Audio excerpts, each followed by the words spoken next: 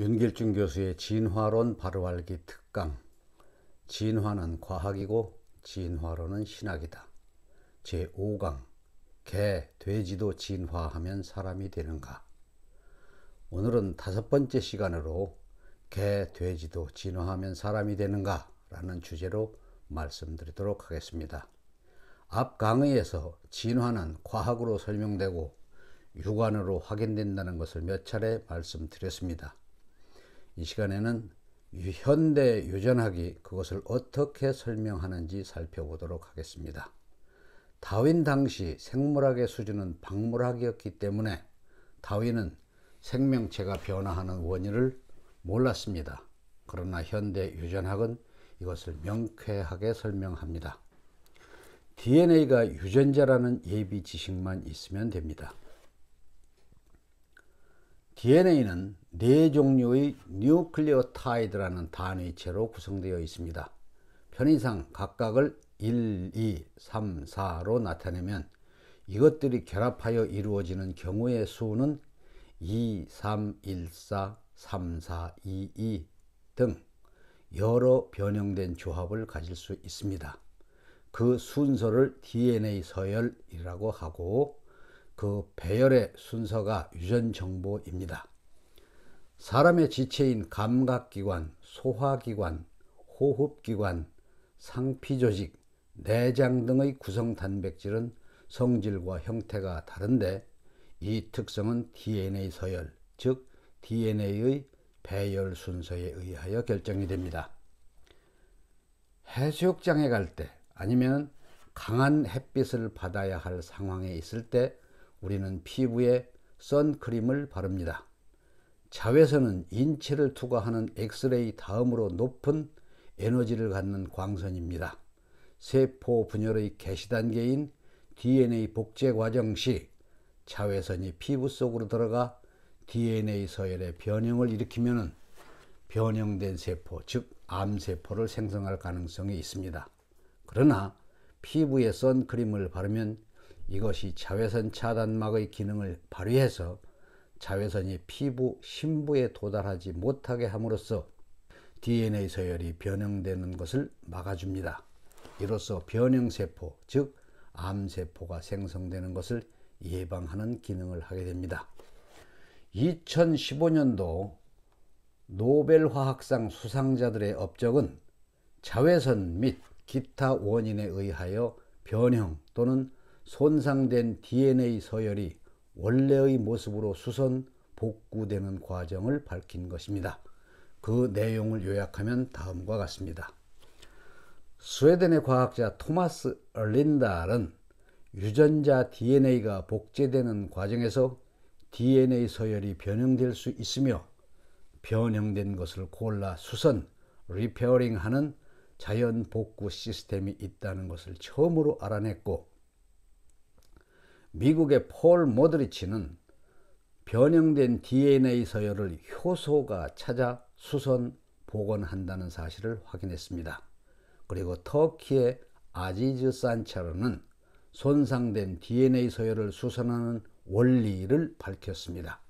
스웨덴 한림원은 이 성과가 사람의 노화에 대한 이해와 항암제 개발에 이용될 수 있으므로 노벨상을 받을 만한 것이라고 수상 이유를 밝혔습니다.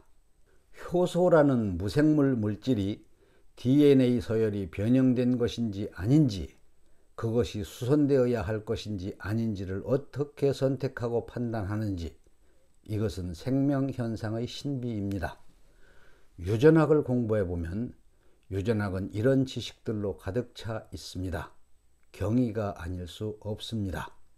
어떤 힘이 나와 저런 DNA 복구, 수선을 연출하는지, 어떤 드라이빙 포스가 이 모든 과정을 이끌어가는지 인간은 자연의 경이 앞에서 숙연해지고 겸손해질 수밖에 없습니다.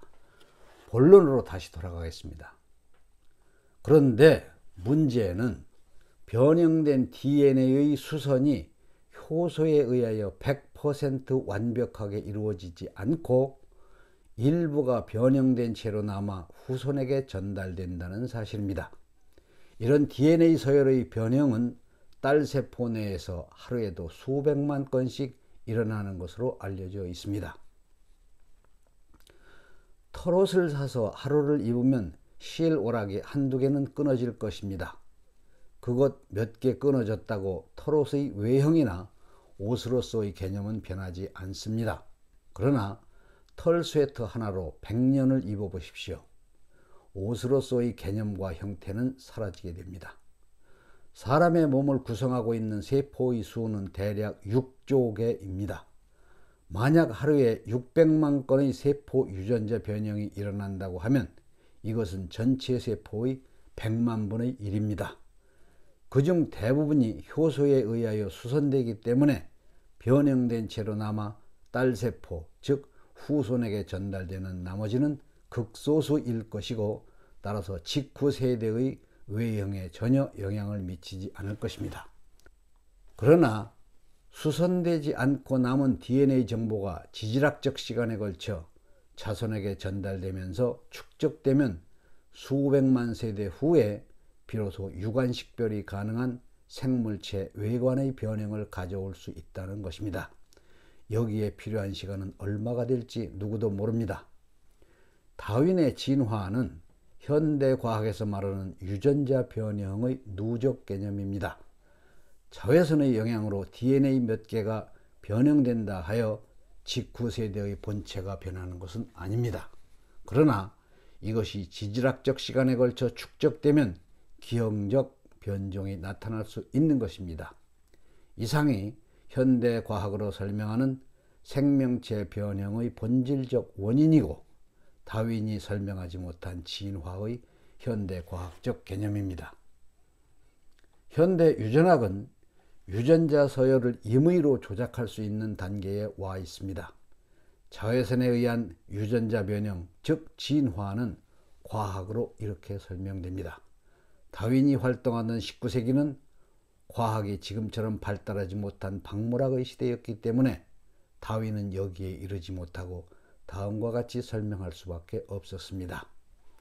한 아버지의 정자와 한 어머니의 난자에서 나온 형제들의 얼굴이 왜 모두 다른가? 한 암탉에서 나온 알을 부화하면 깃털색이 왜 모두 다른가? 한 통의 수박에서 나온 수박씨 발아줄기의 모양이 왜 모두 다른가? 아버지와 아들, 어머니와 딸의 얼굴은 정확히 일치하지 않습니다.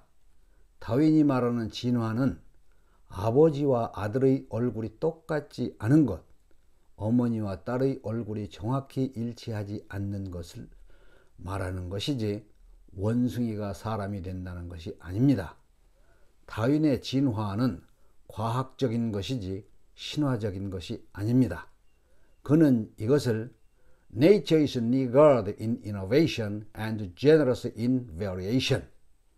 자연은 혁신에 인색하고 변이에 너그럽다고 하였습니다. 혁신이란 원숭이가 사람이 되는 것과 같은 거시적, 돌발적 변화를, 변이는 거북의 등짝 무늬가 달라지는 정도의 점진적이고 미세한 변형을 뜻합니다. 다윈의 진화는 유전자 변형에서 출발하는 미시적 현상입니다. 한 가지 사항을 첨언하겠습니다. 최근 유전학의 발달로 얻게 된 지식 중에 진화론주의자들이 진화론주의의 근거로 주장할 만한 내용이 있습니다. 지금까지 그들이 이것을 주장한 바는 없습니다만은, 그러나 그럴 가능성이 있기 때문에 제가 미리 예단하는 것입니다. 원숭이 종 중에 가장 영리한 것으로 알려진 침팬지의 DNA 서열은 인간의 것과 99% 이상 일치합니다. 진화론주의자들은 이 99% 이상의 의미를 진화의 완성도로 간주하고 원숭이가 진화하여 사람이 되었을 가능성의 근거로 삼을지도 모르겠습니다. 컴퓨터와 텔레비전의 재료, 부품은 99% 이상 일치합니다. 그러나 컴퓨터는 소프트웨어가 있어 수학적 계산과 판단이 가능하지만 텔레비전은 계산하는 기계가 아닙니다. 텔레비전이 진화하여 컴퓨터가 된 것이 아닙니다. 모니터 화면이 있어 겉보기로 유사하지만 이 둘은 완전히 다른 기계입니다. 재료가 동일하다 하여 목적물이 일치하는 것이 아닙니다. 쥐와 개의 DNA 서열도 인간의 것과 98% 이상 일치합니다. DNA 서열의 일치도가 진화의 증거라면 쥐도 개도 진화하여 사람이 될 가능성이 있습니다. 네 발로 걷던 원숭이가 일어서서 걸으니 그 모습이 사람을 닮았다고 하여 사람 닮은 원숭이, 유인원이라고 합니다.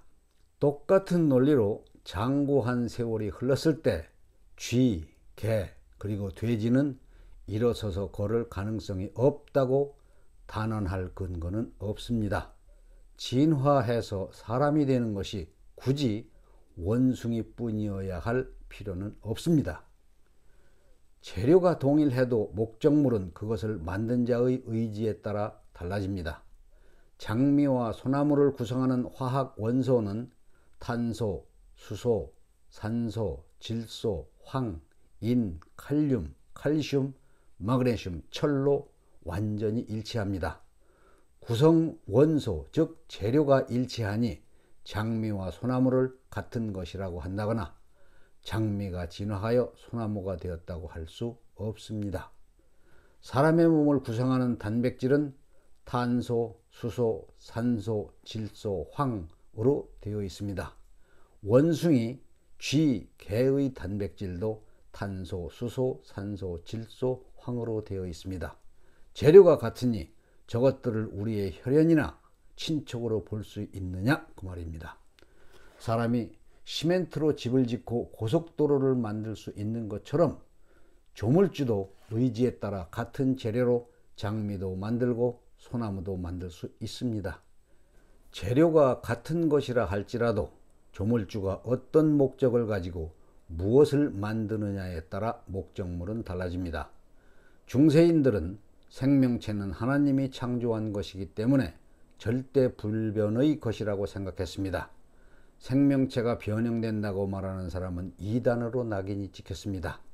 다윈의 진화론은 이런 사고방식을 뒤엎는 당시로서 코페르니쿠스적 충격이었습니다. 강의를 정리하겠습니다. 진화를 현대 유전학 용어로 정의한다면 외부 환경에 기인한 생명체의 유전자 변형이다 라고 말씀드릴 수 있습니다. 다음 강의에서 뵙도록 하겠습니다. 강건하시기 바랍니다. 샬롬.